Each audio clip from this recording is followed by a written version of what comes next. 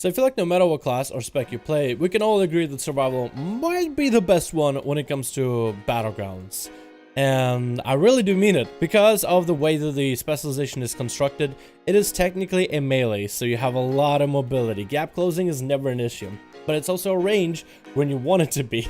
So you never really have to commit to one role or the other. You can just kind of do whatever. So survival is probably the best when it comes to just playing Battlegrounds. A lot of melee, sometimes what I have an issue with is sometimes it's hard to make a choice whether you want to get in there, because not always can you get out of a bad situation. When you jump into a group of alliance or horde and you just get shredded up on melee, it's hard to get away. Not always can you get in and just get, you know, tank up and just stay in there cleaving. Unless your team comes with you, you're kind of stuck. So if you charge in, you gotta commit, but you'll probably die. If you stay at safety, you can't quite reach the enemy.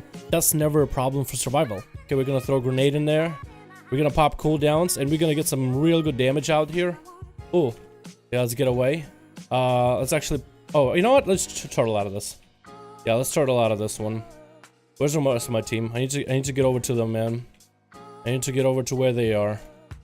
Yeah, here we go. Let's get some range damage on these guys. Range, please. Yep, thank you.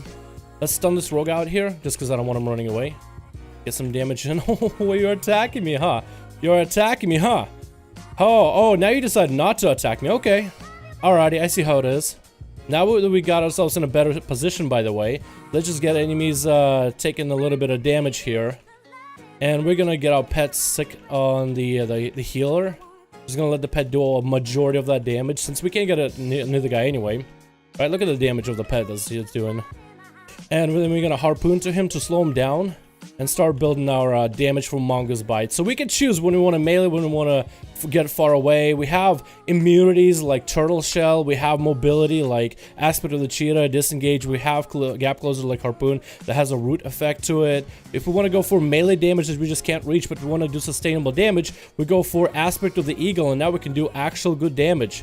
Let me see if I can stack him with a dot. Yeah, buddy. Okay, here we go. We just stack Mongoose Bite because, you know, we need stacks for Mongoose Bite to do more damage. We're just gonna stack it up from this guy from a distance. Look, I'm actually doing decent damage. Look at that. I can hit people for a fair amount. And I don't need to be up close either. Pet, get over here. I need my pet to stun him. Let's go. Stun. Perfect. As this guy's trying to run away. As he's trying to run away. No, you ain't going nowhere. Alright, pet, swap on over with me, please. Okay, let's just go on this guy instead. We'll go on this kitty cat. Let me get my pet back in there, dot him up. Slow this guy down while he's at it.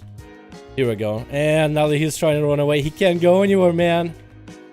Woo, goddamn. So this spec deals good damage, I would think. Yeah, it's doing just fine. Whether it is dot damage, whether it's spread pressure, whether it is single target pressure. We're gonna pop cooldowns here, actually, and just gonna let our pet do most of the work while we're getting up close to this guy. Nice, huh? Very nice. Okay, yeah, let's just get away from this guy for a second. Yeah, he just wants me. That's fine. Just gonna range him with everything we got. And then heal ourselves right afterwards. Yeah, that feels great, doesn't it? Stun him? Yeah, stun, boy. Stunned him. Let's get the grenade in there. Let my pet finish him off. Oh, it's like the best of both worlds. You're melee and a Beast Mastery Hunter together. And you do decent damage on top of that, which is awesome. I don't want to get too close in there, but I also don't want to stay too far out where I'm kind of useless. Oh, geez, there's a lot of guys. Yeah, this is why I'm kind of just at a distance right now. Let's just spread pressure on dots since we have our Serpent Sting that can spread to more than one person. And let's go for the healer instead. We just do some range damage to him. We can't get up in there, but we'll just do range damage with our Aspect of the Eagle. At least that's my thought process here. As everybody's taking poison damage, we want somebody to push out. Somebody who is going to overcommit, maybe. Okay, we're going to stun him. Drop a grenade on him. We're going to get in there. Carve, so we can hit more than one guy. Pet, come here, come here, come here. Good. We're gonna harpoon this guy to slow him down. Poison him, because I'm pretty sure Cloak is out, and kill command from a distance. Yep, kill commanding. Swap and pet over, and you want pet to push up a little bit. Let's go for this guy instead. Yeah, pet, please. Come here. Where's my pet? That's one issue that I sometimes have with the pet, is the fact that you don't really know where the pet is sometimes. That can be kind of difficult to find him. Alright, my team is pushing up. We're losing the objectives, but you know what? I'm having a lot more fun just killing Alliance. Just killing the dirty Alliance. Alrighty. Well, we got a bunch of damage. Just from mostly Super Sting, then Kill Commanding, and Mungus Biting, because we're not getting up in melee, but do we need to get up in melee? Not really, not us. What was my pet actually? He just went like all over the place. Awesome. We can fight over objective. That's kind of what I want to do, is just fight over an objective, honestly. Just dot him up. Let's actually throw a grenade at him. Pop cooldowns. And we'll just Mungus Bind him from a distance, since we can stack up the dot. And we're just gonna get away from this guy for a bit. We're actually gonna send our pet back at him. And stun him. Yeah. Get some damage in there. A little bit more damage in. Now we're gonna harpoon him, as he's gonna want to try to get away. Yeah, playing defense now. Throw the pet grenade, and the pet can just keep attacking for us. But this guy's just gonna get up close anyway, so it doesn't even matter. Alright. And, of course, spread the damage. Spread the dots. Spread the dots on that guy. Also, where'd the rogue go? Can I find him still? Oh, no. We can get the pet bleed on him, though. Hold on, we got a harpoon in there. Grenade him. And stack some of Mungus Bites in there. Alright, get us stunned up. Whatever. I'm fine with that. His Cloak of Shadows got burnt, so let's send the pet on him. Just make the pet...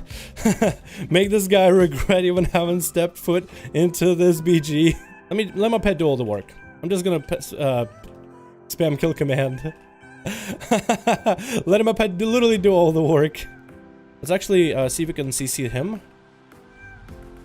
And get some Mungus Bites in there on this guy with that extra bleed on top of that. Pet damage whenever we can't. Oh, am I the last one? When you LOS, your pet can't kill command, so at least you have to have line of sight of the enemy. But you have that 50-yard range on top of that, so that is kind of nice. Dot him up. Pet, yeah. Let my pet do the finishing move. Finish and kill. And that's how it is, man. If you just want to play Specialization, that's all about trying to dish out as much damage as possible. Something just very super flexible. That's what I absolutely love about survival, especially for PvP. And there's multiple builds for this too, yeah? So the spec has a lot of flexibility. You just saw my Battleground build, but if you want to see a build that's more about like dealing in one-on-one situations, maybe you want to have some more burst potential, you also got to account for GCD as well. That's another thing you really got to watch out for, is does the GCD allow you to do some of the things you want to do? For example, Hydra's Bite is really good for Battlegrounds, when you can fire serpent stings when enemies are nearby, like when they're going to be all around the flag. You can do spread damage with your poisons a lot easier, a hell of a lot easier, and they do a decent amount of damage. For comparison, some of the dot damage in the game, average of 2,592 at 120 is actually pretty high compared to some of the other dot classes. Corruption and Agony for Affliction Warlocks, which are heavy dot classes, even with the talent where your dots are sped up, they deal under 2,000 damage. So this is actually a strong damage over time ability just for one damage over time instead of having multiples of them hitting for like what noodles. Then you click command from your pet, which is my Hydra, which allows me a Mortal Strike effect, plus it gives me the Survival of the Fittest talent, or the Survival of the Fittest defensive, so it gives me like the best PvP combo. Kill command ends up doing about 1,400, but because I'm at range, with a dot ticking, this is better than doing no damage at all. And then from there, Bite comes in with my pet, Bite hitting an average of 3,000. So it's almost like a dot and a second dot whenever the pet is on my enemy. So it's awesome. Mungus Bite on its own deals on average, and because the effect does have a stacking effect to it, I don't know why there's two of them.